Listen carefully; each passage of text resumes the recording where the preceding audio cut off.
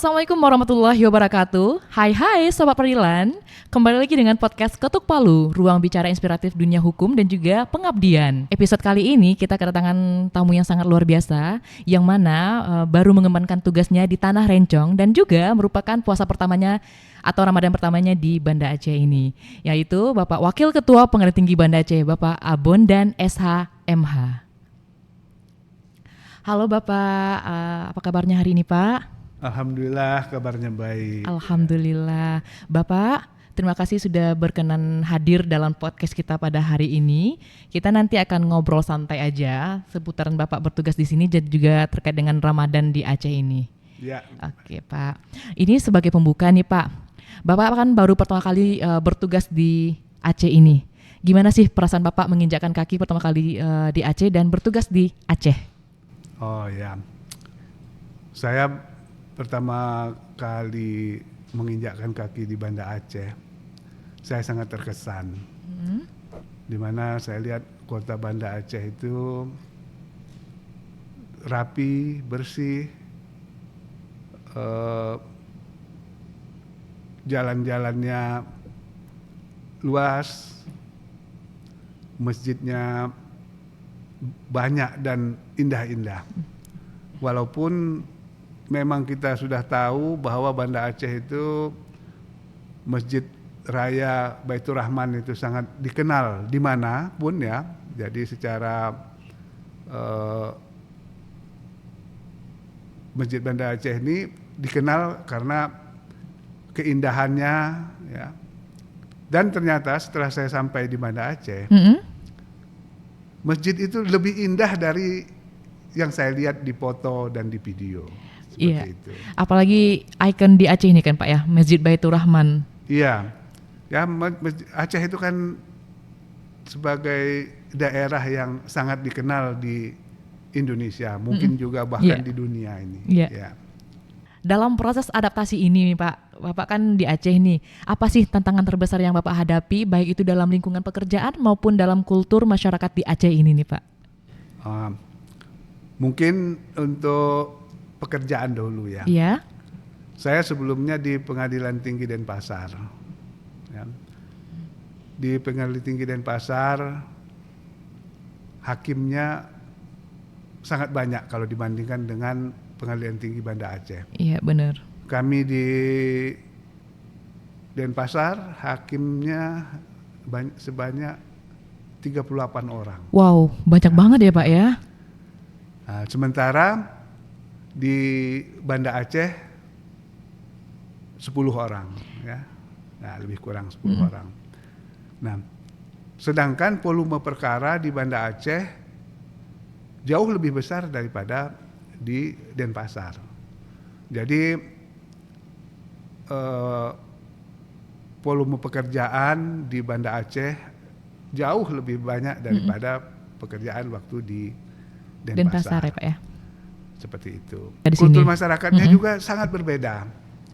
Karena di Denpasar ya kita kenal bahwa Denpasar itu mayoritas beragama Hindu. Iya benar. Ya. Sementara kita di Banda Aceh bukan mayoritas agama Islam, tapi dilengkapi juga dengan di Aceh itu masyarakatnya sangat taat menjalankan perintah agama. Iya benar. Seperti itu. Ya. Jadi di satu sisi kalau kita bandingkan dari budayanya di waktu di Denpasar itu kebudayaan masyarakat Hindu Bali, sementara kita di Banda Aceh sangat kental budaya kita dari masyarakat Muslim seperti itu. Ya benar, apalagi ini waktu Ramadan pertama Bapak ya Pak ya. Apalagi kalau di Aceh ini yang seperti kita tahu lah, kalau bulan puasa itu nggak satu pun warung makan itu yang buka ya kan Pak ya. Semua pasti tutup sebelum waktunya, mungkin sore mungkin udah buka. Tapi dari pagi sampai siang pukul 3 itu nggak akan ada yang buka ya kan Pak ya. Jadi itulah salah satu perbedaan yang kita rasakan sebagai orang rantau di sini ya kan Pak, di bulan Ramadan ini. Kemudian nih Pak, Bapak sebagai pimpinan juga di Pengadilan Tinggi Banda Aceh, bagaimana Bapak mensikapi sinergi untuk berintegritas di Pengadilan Tinggi Banda Aceh ini Pak? Saya rasa Mm-mm. secara keseluruhan ya, dengan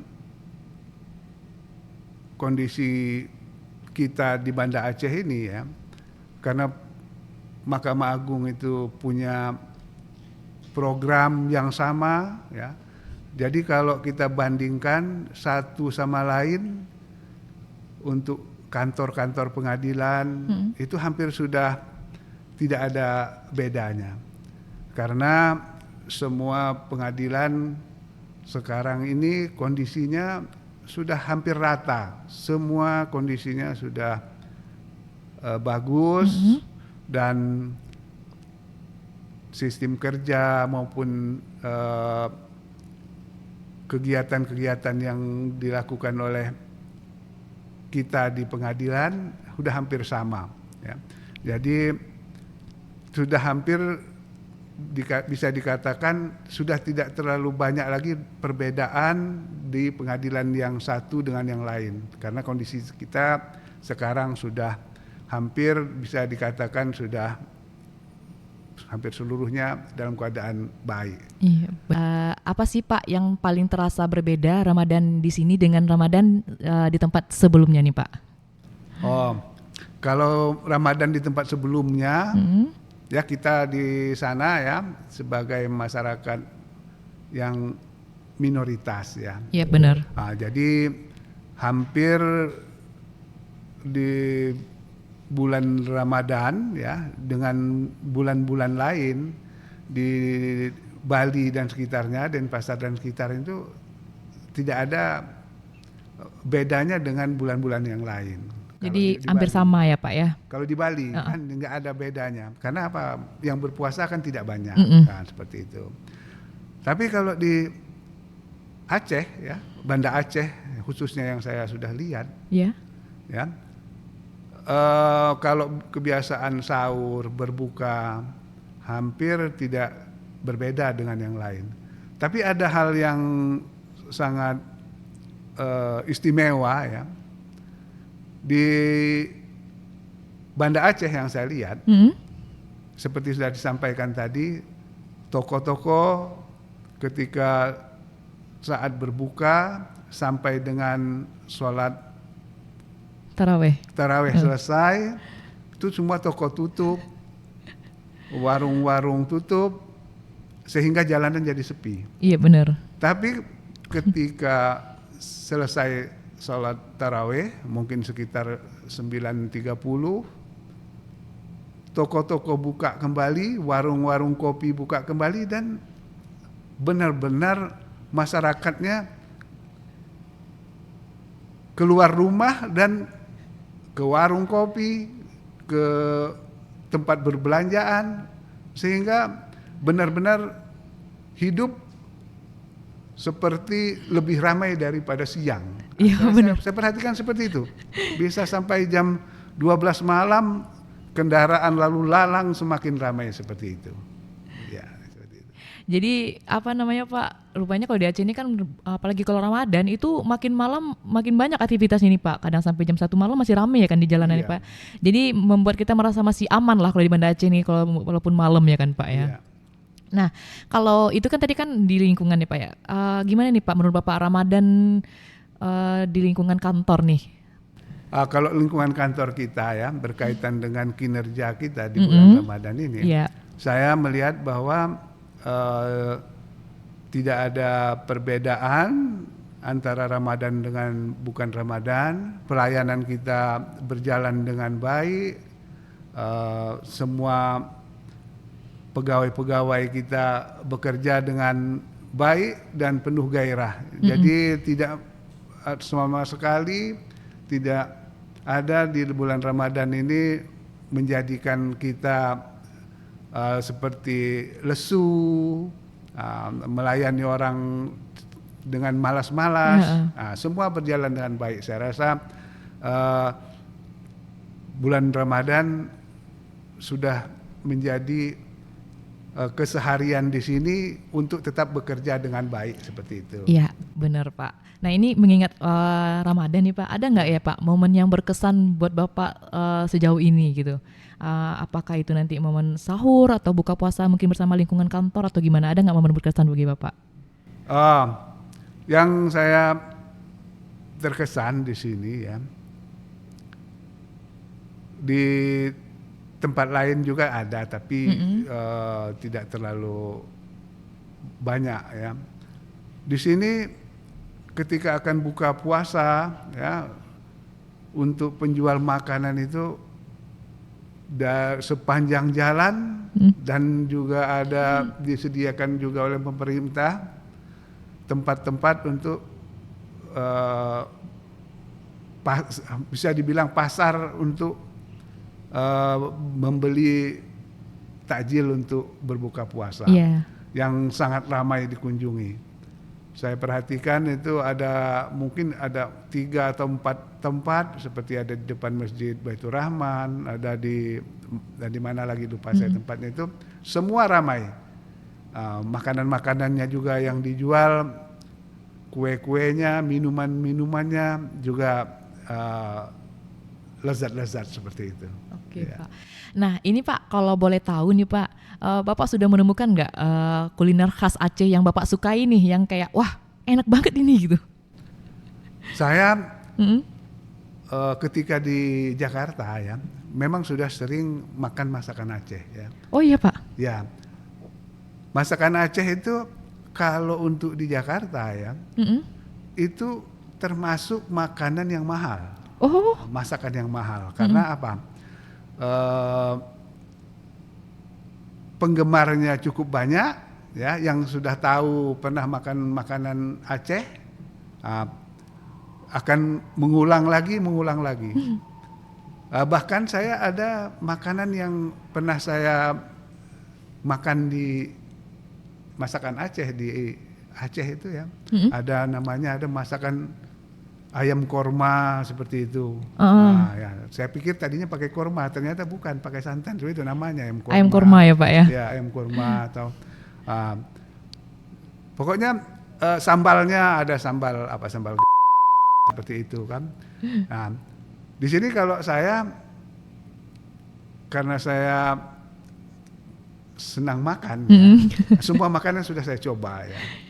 Ada kuah belangong, saya coba ya. Ada ayam tangkap, saya coba juga ya. Kemudian ayam pramugari, ada lagi serboh goreng, kemudian ada lagi saya ikan paya goreng itu. Oh, ikan paya, iya sekali seperti itu. Nah, jadi hampir semua makanan itu saya suka, dan kalau saya makan di restoran Aceh, hampir saya makan semuanya itu. Ada yang dari apa? Ada dari apa? Kayak pergedel tapi ada telur, ada kelapa. Telur dadar sunti. Ya mungkin ya itu juga enak itu ya. Itu Pak, kuah belangong? Kuah belangong ya suka sekali, apalagi di kantor juga sudah berapa kali kita makan kuah belangong. Nah ini Pak, terkait dengan kuah belangong ini kan pasti kita mengingat terkait dengan kuah belangong. Waktu momen ini nih Pak, biasanya kan kalau di Aceh ini kan sebelum puasa sama sebelum lebaran itu ada tradisinya itu megang gitu ya. Nah kemarin kan Bapak sempat merasakan nih megang di Aceh nih, dimana kita masak kuah belangong nih. Gimana nih pendapat Bapak terkait dengan megang di Aceh nih, budaya megang di Aceh ini Pak? Nah ini megang di Aceh ini ya, itu betul-betul suatu hal yang tradisi yang saya dengar itu sudah sangat lama itu berlangsung ya, mungkin sudah ratusan tahun sudah berlangsung ya. Ini kebiasaan seperti ini yang dilakukan itu megang ya. Saya belum pernah temui di tempat lain. Iya benar sih Pak. Jadi setelah saya melihat di sini ya, kebiasaan ini luar biasa baiknya ya. Jadi pada momen menjelang puasa Ramadan diadakan megang ya, yaitu motong sapi ya, atau menyembelih kerbau seperti itu, dan dagingnya dibagikan kepada masyarakat ya, maupun pegawai-pegawai di lingkungan kerja kita masing-masing, sehingga punya nilai sendiri bagi masyarakat ketika akan masuk ke bulan Ramadan, dan masyarakat sudah mempersiapkan untuk melakukan megang, dan manfaatnya saya rasa bahwa ketika sahur dan berbuka puasa pertama, masyarakat se-Aceh ini akan makan dengan makanan yang baik dan lezat seperti itu. Benar. Nah, jadi ini merupakan hal yang luar biasa, sangat istimewa, dan ini harus dipertahankan, saya rasa seperti itu. Iya, benar, setuju sih Pak. Artinya ini sistem megang ini menjadi suatu budaya yang bahwa semua orang itu sama semuanya di sini. Kalau buka puasa pertama itu atau mau lebaran, mau mampu atau tidak mampu pun semua akan tetap makan yang enak di waktu pertama Ramadannya ya kan Pak ya. Nah, kita lanjut ya Pak ya. Ini terkait dengan Aceh juga. Aceh ini kan mempunyai sistem hukumnya yang khusus sendiri gitu ya Pak ya. Nah, gimana nih Bapak melihat energi sistem hukum nasional dengan sistem hukum khususnya untuk Aceh ini yang biasa kita sebut dengan konun ya Pak ya. Oh iya, ini kan konon ini ya, konon ini sebetulnya ya dalam KUHP yang baru, ya Undang-Undang Nomor 1 Tahun 2023 ya, ada mengakui hukum yang hidup dalam masyarakat ya. Nah, saya rasa salah satu contohnya ya hukum yang hidup dalam masyarakat itu seperti di Aceh ya, memberlakukan syariat Islam dan dituangkan dalam konon ya, seperti itu. Kemudian untuk penegakan hukumnya dilakukan di Mahkamah Syariah. Seperti itu ya. Nah, ini salah satu ya hal yang diangkat oleh pembentuk undang-undang ya, adalah mengambil contoh seperti di Aceh. Nah, jadi memberlakukan syariah Islam, dituangkan dengan peraturan yang kanon, gitu, dan ada pengadilannya untuk mengadil itu di pengadilan agama atau mahkamah syariah seperti itu. Jadi keistimewaan ini memang perlu dipelihara seperti itu. Ya, benar banget nih Pak. Nah, ini menurut Bapak nih, seberapa penting pemahaman terhadap nilai budaya dan juga religius masyarakat di Aceh ini terkait dengan proses penegakan hukum nih Pak? Oh, itu sangat penting ya. Karena untuk menegakkan hukum dan keadilan itu ya, kita tidak hanya semata-mata menyandarkan ke ketentuan perundang-undangan ya. Jadi kita untuk menegakkan hukum itu ya, agar hukum itu bisa berjalan dengan baik, itu harus memenuhi syarat-syarat ya. Ada syarat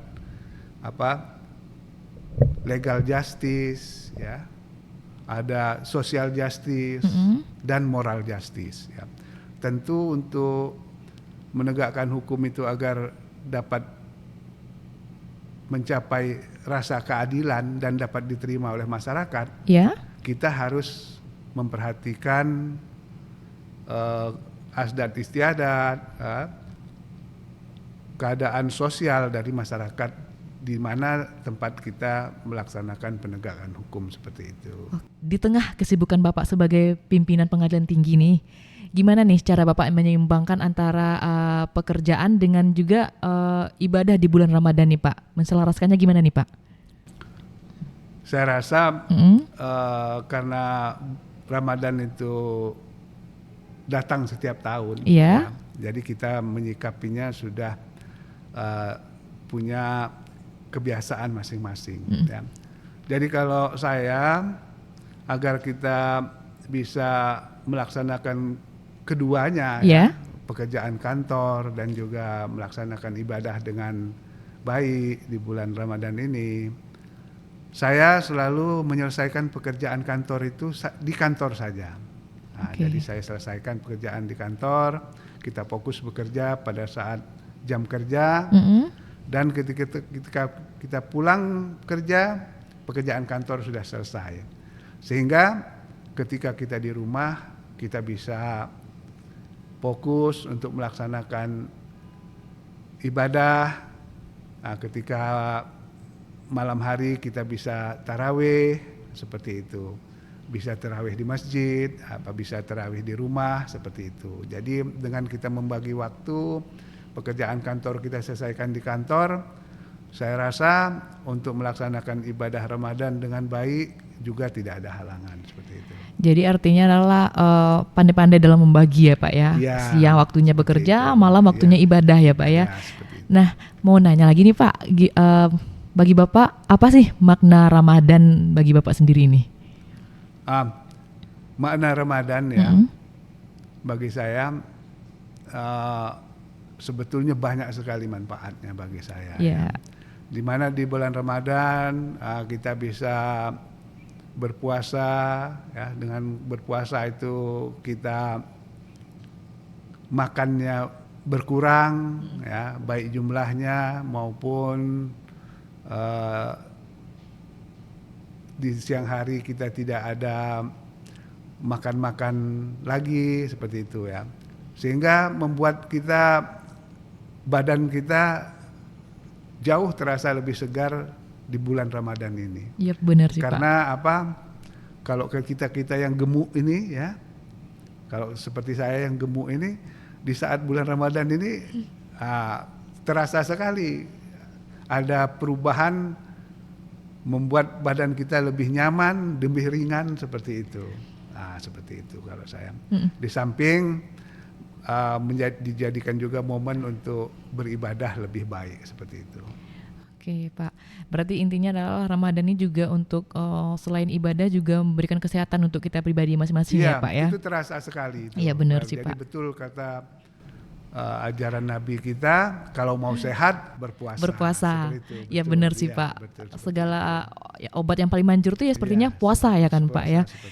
Nah ini kan Pak, mungkin kalau jika Bapak berkenan nih, boleh nggak mungkin Bapak berikan mungkin kesan selama Bapak bertugas menjadi seorang hakim, ada nggak kira-kira mungkin semua momen mungkin berkesan ya Pak ya, semuanya mungkin ada mungkin yang boleh mungkin Bapak ceritakan atau berbagi dengan para penonton podcast kita ini, mungkin ada hal yang menarik atau yang memberikan inspiratif atau nilai dalam bertugas gitu Pak selama jadi hakim, boleh nggak Pak, Bapak ada nggak sebuah cerita gitu Pak?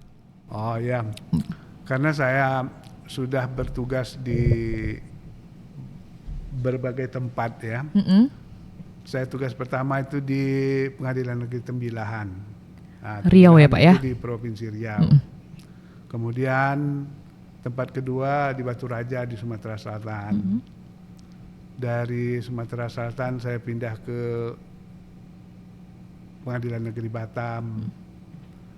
Dari Pengadilan Negeri Batam saya pindah ke Pengadilan Negeri Kolaka di Sulawesi Tenggara. Dari Kolaka Sulawesi Tenggara saya pindah menjadi hakim justisial asisten di Mahkamah Agung. Kemudian dari sana 6 tahun lebih saya di Mahkamah Agung, kemudian tugas lagi di Pengadilan Negeri Pariaman, kemudian Pengadilan Negeri Banjarmasin, Pengadilan Negeri Sleman, terus Pengadilan Jakarta Barat, dan selanjutnya menjadi hakim tinggi di Pengadilan Negeri Denpasar. Nah, dalam perjalanan saya ini ya, saya sudah pernah bertugas di Sulawesi Utara, ya, Sulawesi Utara selama 2 tahun, di mana di sana ada masyarakatnya mayoritas beragama Kristen. dan juga pernah bertugas di Denpasar, Bali. Masyarakatnya mayoritas beragama Hindu, sehingga kehidupan sehari-hari masyarakat Hindu kita bisa melihat kesibukannya, ya. Dan sekarang ini saya di Banda Aceh yang punya juga keistimewaan di Banda Aceh ini, di Aceh seluruhnya juga masyarakatnya Islaminya sangat kental seperti itu. Nah, dari sana masing-masing daerah itu mempunyai kesan masing-masing, ya. Dan saya melihat bahwa ketika kita berada di Manado, ya, masyarakat Kristen seperti itu juga sangat toleran kepada kita yang non-Kristen seperti itu. Itu juga terlihat pada waktu hari Natal dan Idul Fitri. Di situ nampak juga keakraban dan saling menghargai, ya. Di Denpasar seperti itu juga, ya. Ketika masyarakat Hindu Bali melaksanakan ibadahnya seperti itu, ya. Dan di Aceh seperti di Banda Aceh seperti ini, kental untuk masyarakatnya dengan kebiasaan-kebiasaan, ya, secara Islami seperti itu. Nah, hampir di semua tempat itu bagi saya ada kelebihan-kelebihannya semua seperti itu. Nah, jadi oleh karena itu saya merasa kita bertugas di mana saja itu harus dengan senang hati. Iya, benar. Karena setelah kita datang, ya, ternyata tempat yang kita datang itu juga sangat istimewa. Seperti di Aceh, ya. Seperti di Aceh. Saya ketika baru datang di Banda Aceh, saya tidak menyangka, ya, kondisi Banda Aceh itu jauh sekali lebih bagus dari yang saya pernah tonton di video YouTube. Itu saya suka tonton. Saya sebelum pindah sini saya buka video YouTube Kota Banda Aceh. Ternyata setelah saya datang jauh lebih bagus dari apa yang saya tonton itu. Iya, ya, benar, setuju itu sih Pak. Iya, seperti itu.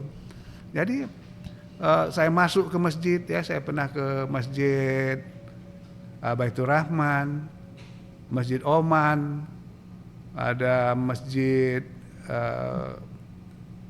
Kecil Lemi, ya, Kecil Lemi. Terus ada masjid yang ketika tsunami tidak rusak itu di mana di luar kota itu saya juga pernah datang sana. Kondisinya juga indah sekali. Indah ya, Pak. Ya, jadi masjid di Aceh di samping banyak juga indah-indah saya lihat seperti itu.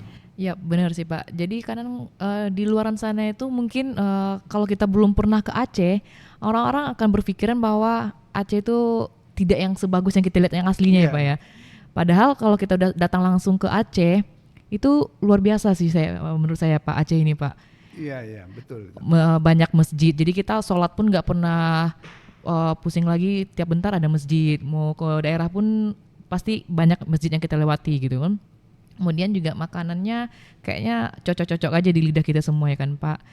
Terus mungkin Bapak udah pernah belum nih coba wisata-wisata di Aceh ini, udah pernah coba belum Pak ini? Oh, sudah pernah saya ke Pantai Loknga. Oh, Pantai Loknga itu bagus. Udah berapa titik di Pantai Loknga itu ada yang di ada kaki bukit Tanjung itu ada bukit-bukit kecil pinggiran itu. Semua bagus-bagus sekali. Iya, benar-benar sih Pak. Pasirnya seperti di Loknga itu, pantainya pasirnya halus, luas sekali pasirnya, ya. Karena banyak di tempat-tempat yang lain pasirnya tidak seluas seperti itu. Iya, kan benar. Saya lihat di Loknga itu dari air laut sampai ke jalanan itu yang panjangnya lebih dari 100 meter itu pasir semua, pasir halus dan bersih. Saya lihat seperti itu. Iya, benar sih Pak. Ini terkait dengan Bapak bertugas di Aceh ini juga nih.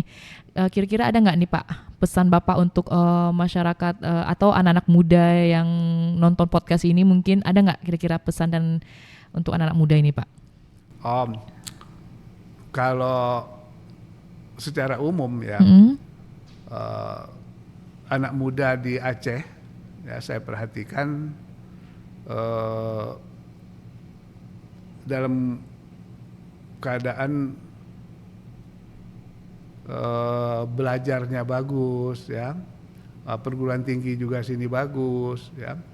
Dan kalau saya ya melihat bahwa yang istimewa di Aceh ini yang sama sekali tidak diduga oleh masyarakat sebelum dia datang ke Aceh.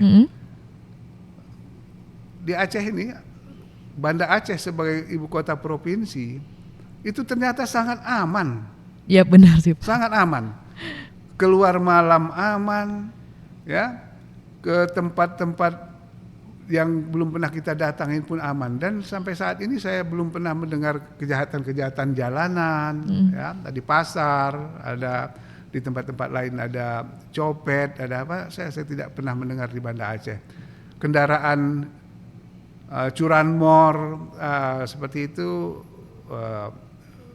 tidak terdengar di Banda Aceh. Itu hal yang sangat di luar dugaan saya, ya seperti itu. Ternyata di kota Banda Aceh orang pakai perhiasan di pasar itu juga tidak diganggu orang. Ya, kalau di tempat lain itu banyak yang pencopet dan lain seperti itu. Iya benar ya. sih Pak.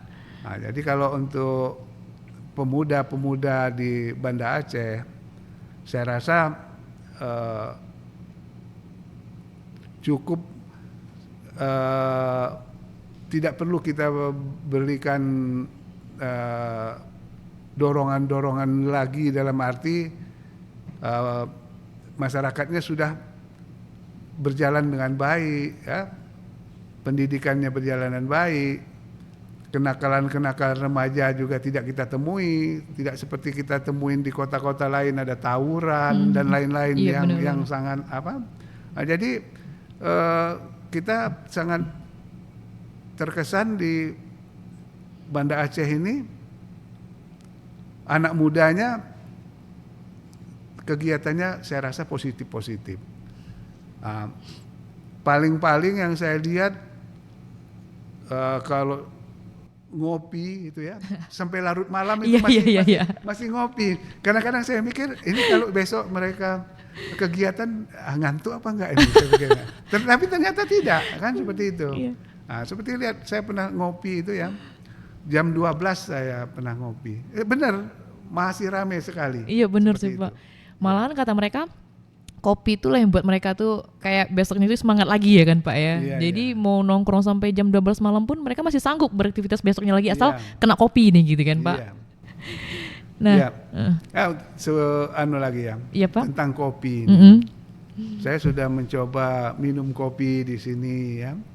Saya suka sekali kalau minum kopi Sanger itu saya suka sekali itu, benar-benar lezat kopinya. Kopinya kualitas kopinya baik, kemudian diolah dengan baik, sehingga menimbulkan cita rasa yang luar biasa bagi saya. Ya. Jadi Bapak setuju nggak ini kalau kopi Aceh itu kopi terenak yang ada di Indonesia menurut Bapak? Bisa jadi, walaupun masing-masing daerah itu suka mengklaim kopi dia yang paling baik. Iya, benar sih. Itu. Tapi memang kopi di Aceh ini ya sangat istimewa bagi saya, karena mungkin ya karena tempat tumbuhnya kopi itu cocok dengan cita rasa yang baik, ya, menghasilkan cita rasa yang baik, dan juga diolah dengan cara yang khusus. Seperti apa kopi sareng seperti itu ya. Saya perhatikan kopinya terasa sekali kelezatannya seperti itu. Ya seperti itu. Oh oke Pak. Nah Kalau tadi kan itu pesan untuk anak muda yang berada di Aceh ya Pak ya. Ini kalau menurut Bapak ada nggak nih pesan untuk anak muda yang menonton podcast ini ataupun semuanya yang bercita-cita atau menginginkan karirnya di dunia hukum, mungkin menjadi seorang hakim atau ya mungkin terkhususnya mungkin hakim ya Pak ya. Gimana nih menurut Bapak pesan untuk anak-anak muda zaman sekarang nih? Bagi saya ya, untuk adik-adik yang sedang kuliah ya di Fakultas Hukum khususnya ya, agar kuliah dengan tekun ya, agar bisa lulus dengan baik ya. Karena Mahkamah Agung ya dalam penjaringan untuk menjadi pegawai di Mahkamah Agung ya sangat memberikan kesempatan kepada semuanya ya. Untuk itu perlu menjadi lulusan-lulusan yang terbaik ya. Karena Mahkamah Agung mencari lulusan yang terbaik agar penegakan hukum ya itu bisa semakin baik. Nah, tidak cukup dengan nilai yang baik ya, tapi yang juga harus ditekankan adalah kesolehan, ya, kejujuran seperti itu. Jadi agar dunia peradilan itu semakin baik harus diisi oleh orang-orang yang pintar dan beramal soleh, ya, jujur seperti itu. Ya, benar. Nah, untuk itu kita dalam berkuliah, ya, itu agar dengan sungguh-sungguh agar kita bisa lulus dengan baik seperti itu. Nah, itulah pesan-pesan untuk anak muda ya Pak ya. Pokoknya intinya adalah giat belajar, jangan cuma hanya giat belajar tapi juga pribadinya juga sisi keagamaannya juga diperkuat lagi. Jadi antara kehidupan dunia juga akhirat harus balance ya Pak ya, biar seimbang lah untuk nantinya menjadi seorang yang terjun di dunia hukum gitu ya Pak ya. Terima kasih banyak Bapak sudah memberikan pandangannya, inspirasinya dan juga cerita serta makna Ramadan di Ramadan kali ini nih untuk kita semua di sini nih. Terima kasih banyak untuk waktunya Pak. Mungkin nanti kita akan lanjut lagi podcast di episode berikutnya lagi mungkin kalau Bapak berkenan lagi gitu ya Pak ya. Mungkin sampai di sini ya Pak ya. Terima kasih banyak untuk semuanya. Jangan lupa tetap nonton terus podcast Ketuk Palu. Jangan lupa juga subscribe, like, komen dan juga share nih buat teman-teman semuanya yang mau berbagi cerita tentang podcast Ketuk Palu. Mungkin episode Ramadan kali ini sampai di sini dulu. Sampai jumpa di lain waktu di episode selanjutnya. Kita pamit undur diri ya Pak ya. Ya. Assalamualaikum warahmatullahi wabarakatuh. Sampai jumpa semuanya. Warahmatullahi wabarakatuh. Pak, ya. terima kasih banyak Pak. Sama-sama, ya.